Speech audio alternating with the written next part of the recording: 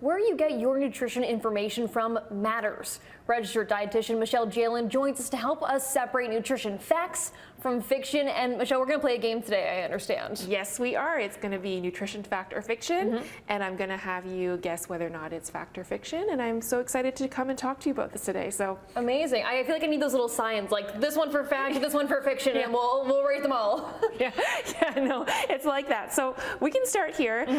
So my first one here is about salt. Okay. So fancy salts, such as Himalayan pink salt and sea salt, are better for you.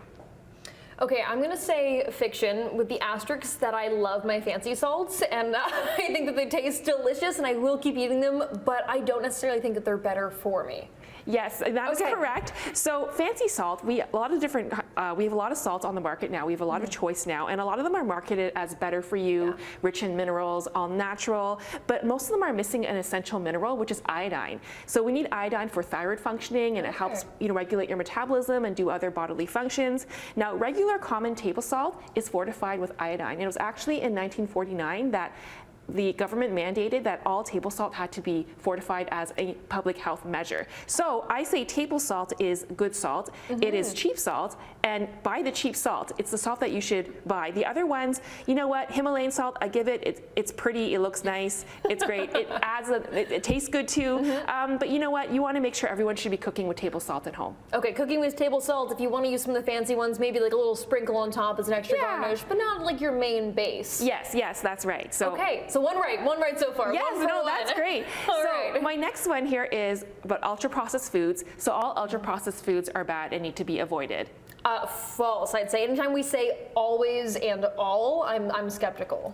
Yes, so you are correct. So ultra-processed foods, we're hearing it a lot about in the media right now too, saying we should avoid them. But let me show you here. I've got two ultra-processed foods here. Here I've got a protein powder and I've got chips. And both are ultra-processed foods. One we see as healthy and one we do not see as healthy. So, and then we have things like this, which is a cross between the two. It's ultra-processed food where it's protein chips. So I would think too that if you want to have chips and you're just going to eat them and you're just going to enjoy them, and then if you want to make yourself a protein drink, then you would make yourself a protein drink. So everything has more nuance, and all foods serve a purpose for us, whatever they are. Definitely, when we say ultra-processed foods, like most things are processed. That's right. So most foods are processed in some ways, and just to kind of show you that, they give us different things too, So I mean, there's nothing wrong with having chips once in a while too, and you want to make yourself a protein drink, then go for it. Both are ultra-processed and both can fit into a healthy diet. Moderation is everything. Yes, that's correct. Yes. Okay, 2 for 2. Ding, ding, ding. We're going. Yeah, you're doing well. So this next one is you need supplements for better health. I don't think you need supplements. But I don't think most hurt a whole lot. I'm going to go with fiction. Yes, that is correct. So when it comes to supplements, I'm not against taking them, but I think you should only take them if you know you need it for a specific nutrient deficiency. I also don't usually recommend multivitamins because there's been studies to show that they offer little to no benefit to most people. So how do you know if you're missing at a certain supplement or nutrient? Well, that's often done through blood work with your doctor or a dietary assessment from a registered dietitian.